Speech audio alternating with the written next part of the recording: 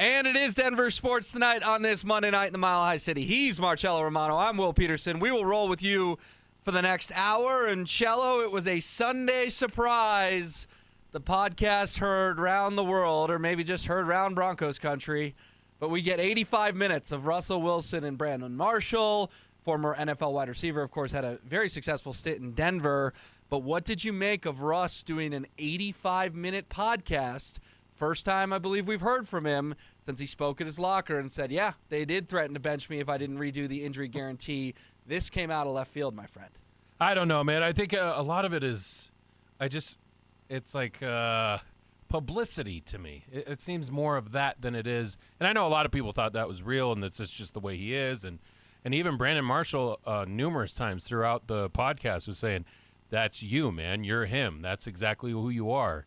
And the belief that guy still has in him is crazy. But interestingly enough, he says he could come back here. He believes he could.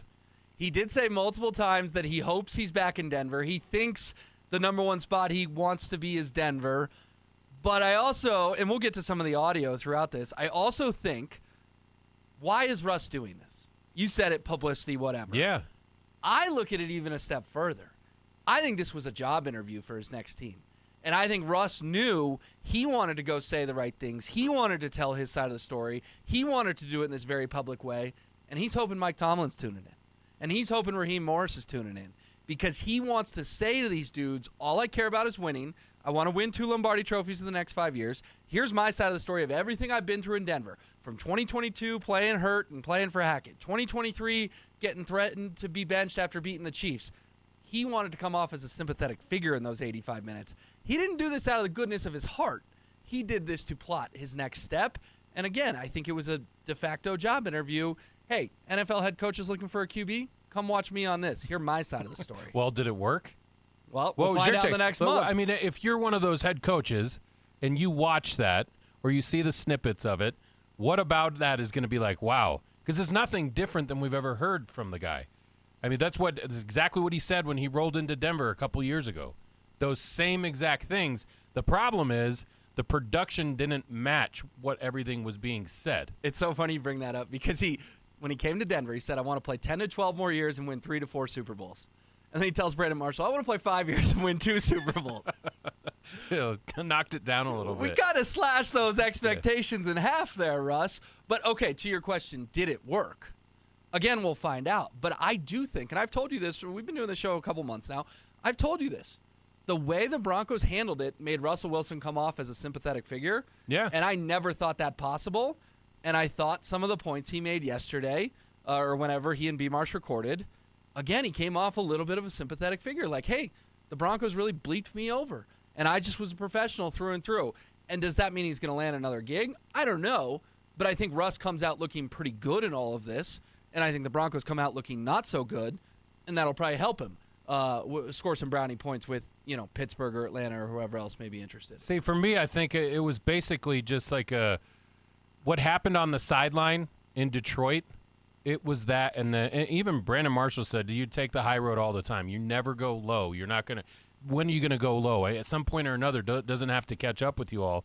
And that's what a lot of people have a problem with Russ is this positivity, that it's 100% of the time, that he's never gonna look at it negatively, and he won't ever go after individuals.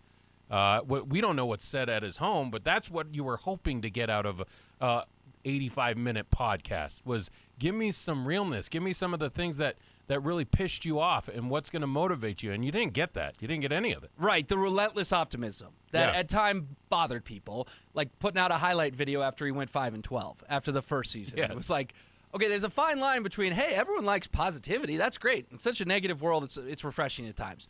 But also, was he really living in reality? I don't know. When you go 11-19 in 30 games, you may or may not be living in reality. Do you want to get into this a little bit, get into some of the nitty-gritty of this? Yeah, bring it on. All right, let's kind of dive through this here. And this is Russ and Brandon Marshall on the I Am Athlete podcast. And you said it from the jump, Cello, your biggest takeaway, Russ wants to stay in Denver.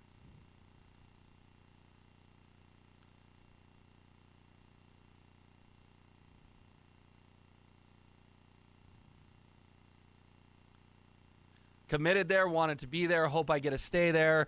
And again, sort of to my angle, that's early on. He's already laying the sympathy angle, what I've been through.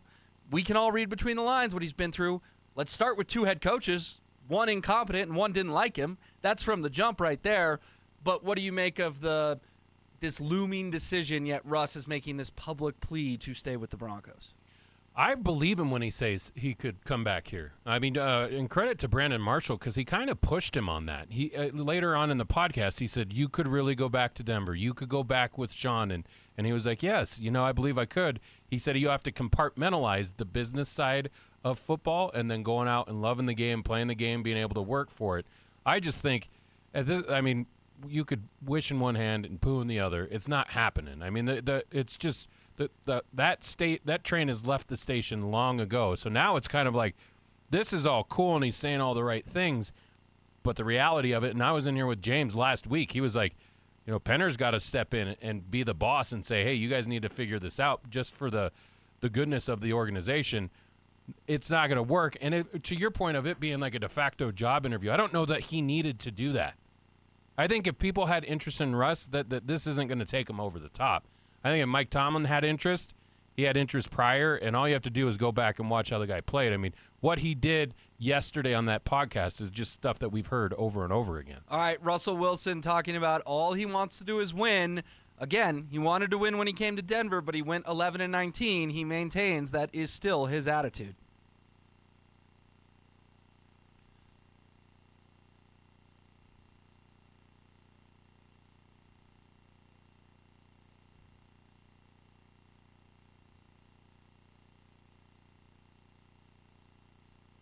I mean, he says it in kind of a cool guy way. I want to feel the chill of the trophy. He went Mr. Unlimited. Yeah, he did, but the reality is he hasn't felt the chill of any trophies in more than 10 years.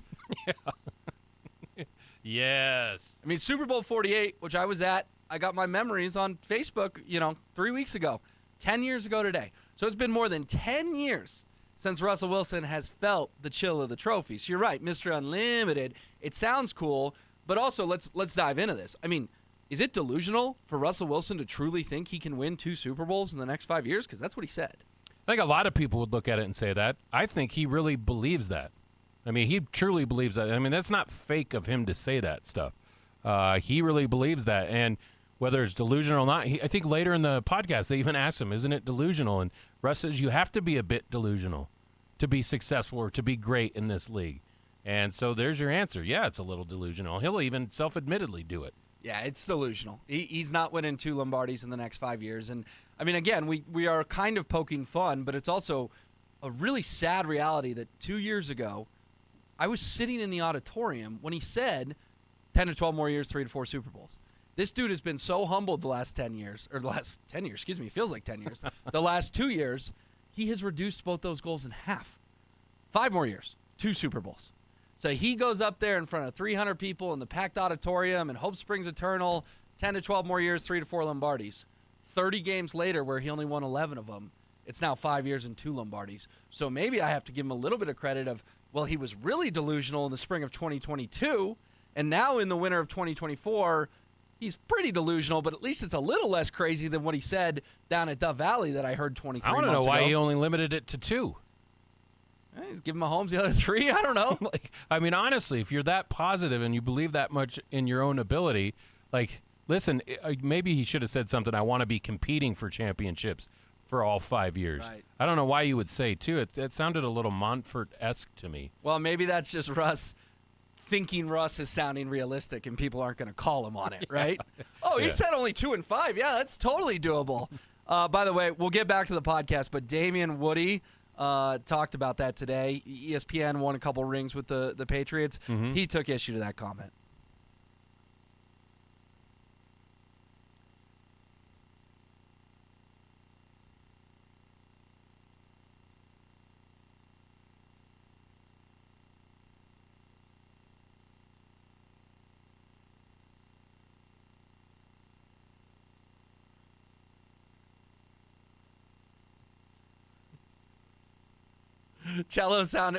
Damian Woody sounded exactly like Cello. Why two? But in the middle of that cut, he made a really fascinating point. He said 2 organizations have given up on you in the last 3 years. he's basically saying what we're all thinking. Russ is about to play for his third team in 4 seasons. Cello, when you're an NFL quarterback about to play for your third team in 4 seasons, that's never a good sign. That means, A, you're almost out of the league, and B, you're not sniffing the playoffs, let alone 2 Super Bowls in 5 years. No great quarterback has ever played for 3 teams in 4 years. Yeah, I think he probably could have gone without saying that, because that just opens himself up to be, criticized because of what he's done over the past couple of years. And he played decent this past year. 26-8. Nobody thought that was going to happen. So I'm not saying it's out of the realm of possibility for him to get it figured out, especially if he is in a good situation. We knew it wasn't going to, we were told that it wasn't going to work from day one here. But if it's a good fit, and maybe it is Pittsburgh, they're good anyways. They compete anyways. And if you have that kind of supporting cast around him, yeah, he could challenge for it. I don't know that the 2 Super Bowls in 5 years is really realistic at all. But, Right. He could be on a good team, a good fit, and we'll see. I agree with you, though. When you're moving from team to team at this point in your career, look what happened to Matt Ryan. When you hit that wall as a quarterback, sometimes it's a steep cliff, and we've seen it with some of the greats of all time. Once you get there, it's a fast drop. Yeah, once you go, you go. Not everyone is Peyton Manning, who wins another Super Bowl, or Tom Brady, who wins another Super Bowl, or even Matthew Stafford, who switches teams and wins a Super Bowl. That's the exception, not the rule. Okay, let's get into the injury guarantee stuff, because that was the most fascinating part of the podcast. Another perspective from Russell Wilson. What happened? Did he get threatened to be benched after the bye week? How did that all go down? Let's start with this. Russ just said, flat out, he wasn't going to change the injury guarantee.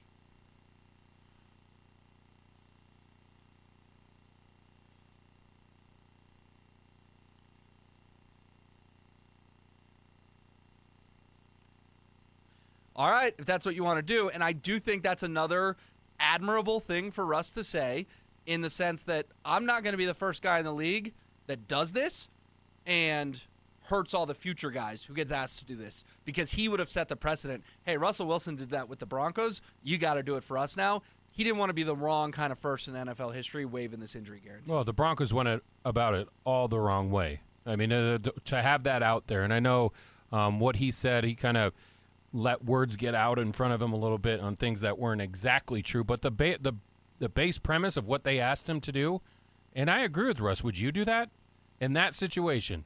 Give up your injury clause and Brandon Marshall brought up a great point later. He's like, dude, think about Alex Smith and having an injury like that, where we've seen it happen to multiple quarterbacks over the history of this sport. Dude almost lost his leg. Yes. Yeah. And it still doesn't look great, but you're just so that you can save the money and have that. I agree with Russ's stance on it. The Broncos went about it so poorly, and then for it to break and it's still being talked about, there's no way that it gets fixed. There's no resolution here. He's gone, and it's just they're biding time. I agree with what Zach said earlier, that they could be working on deals this week in Indianapolis. Yeah, Indy is the place to do it, right? Some of those late-night steakhouses, and you do trades on napkins like George Payton, worst trade in NFL history, but, he did it on a napkin, so it's fun and quirky, and he should still have a job, of course. All right, so let's get into this. This cut is a little bit longer, but I think it's really important because this is what people are talking about today. Here's Russ on the full explanation of what went on when they threatened to bench him during the bye week after beating the Chiefs.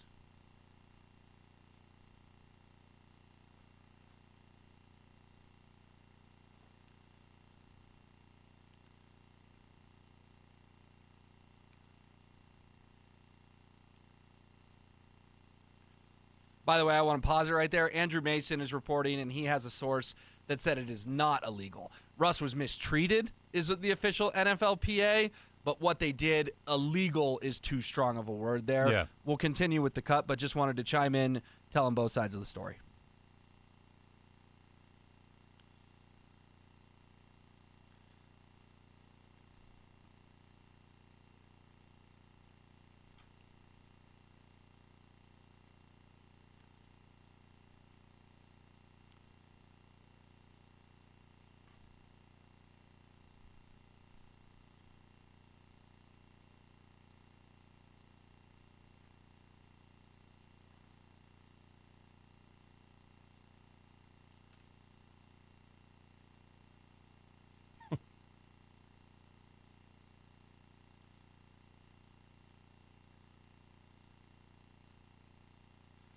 I'm like, all right, this is awkward.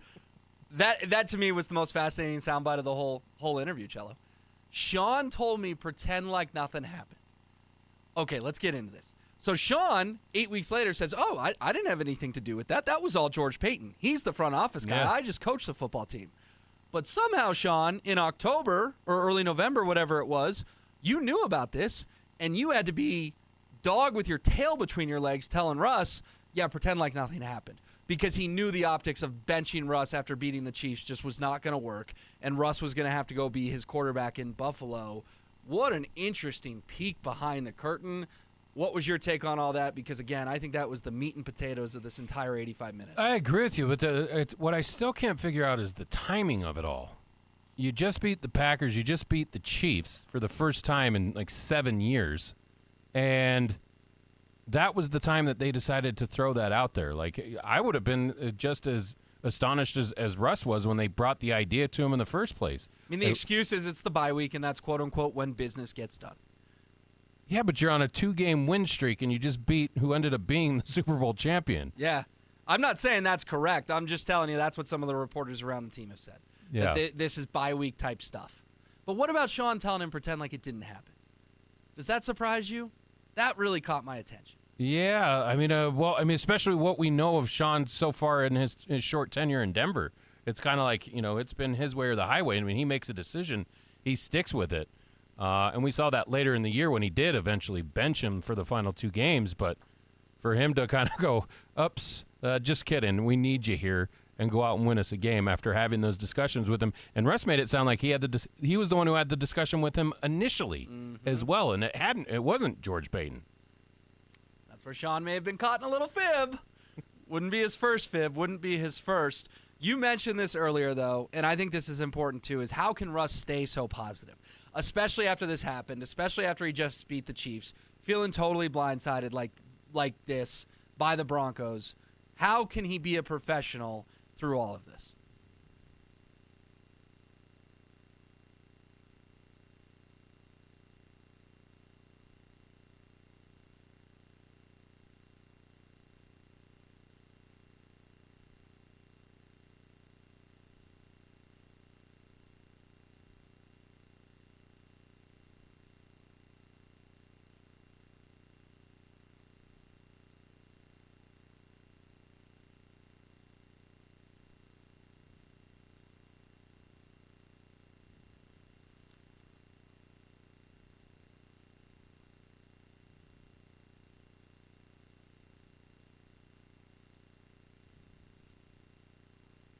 More fascinating stuff there, honestly. Russell Wilson goes and beats Buffalo. Remember what happened in that game. Courtland Sutton made arguably the catch of the year on 4th down in the left side of the end zone. Russ played with a ton of passion. The Bills do them a huge favor with 12 men on the field. They stun the Bills at the buzzer on Monday Night Football, feel like they really have a chance at the playoffs. And Russ is like, I got to get this off my chest.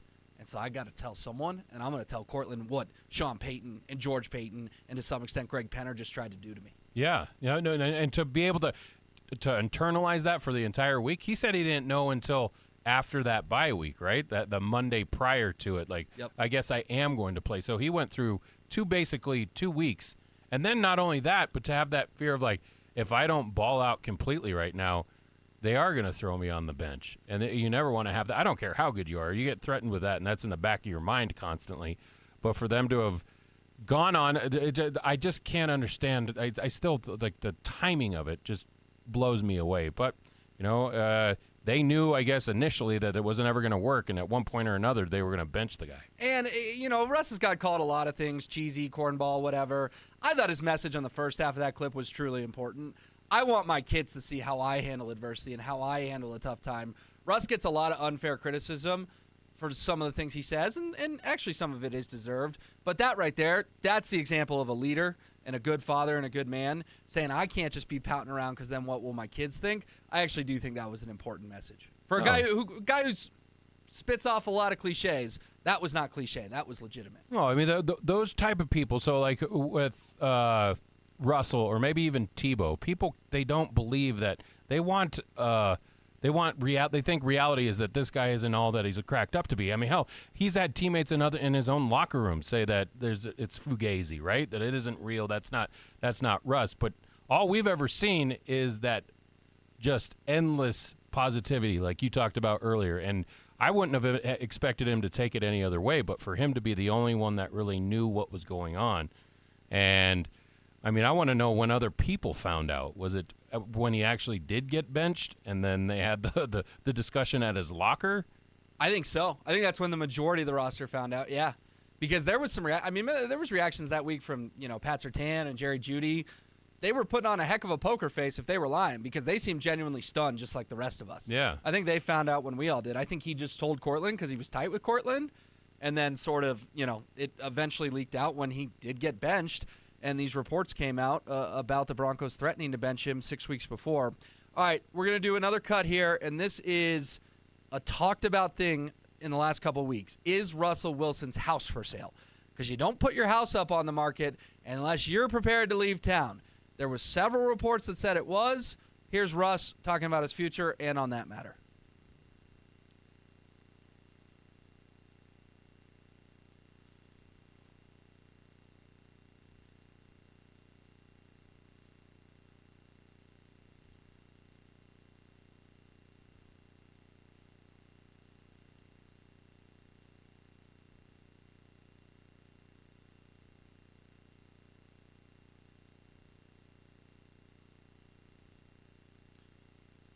Not on the market, Cello, so says Russ. Maybe still quietly accepting offers, but not on the market. Yeah. I mean, can you dispute that? I mean, obviously, the writing's on the wall. This is over. I mean, to really be honest with you, this thing that happened yesterday took away from a great weekend of, well, the Nuggets anyways. But for us to be discussing this, and this is the big news here in Denver, because obviously you have the combine that started yesterday as well. All the rumblings of what's going to go on and how the Broncos are going to attack their offseason. This was just that final nail in the coffin for me. It's done. Well, and heck, we've got Sean and George talking tomorrow morning in Indy. Right? Yeah, it'll be interesting to see. Sean talks at 9, George talks at 9:15. You think they're not going to be asked about some of this stuff? Of course they are. Yeah, for sure. And they should be. Yeah. I mean, I don't know what their answers are going to be. They're not going to give you anything, really.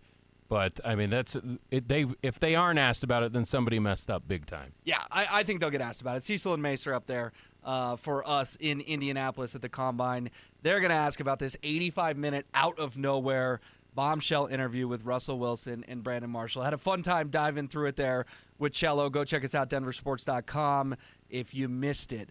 In the meantime, if you could help us grow our Denver Sports YouTube channel by liking, commenting, sharing, subscribing, and hitting that notification bell so you never miss a video, we'd really appreciate it. Find us on YouTube, Denver Sports. You may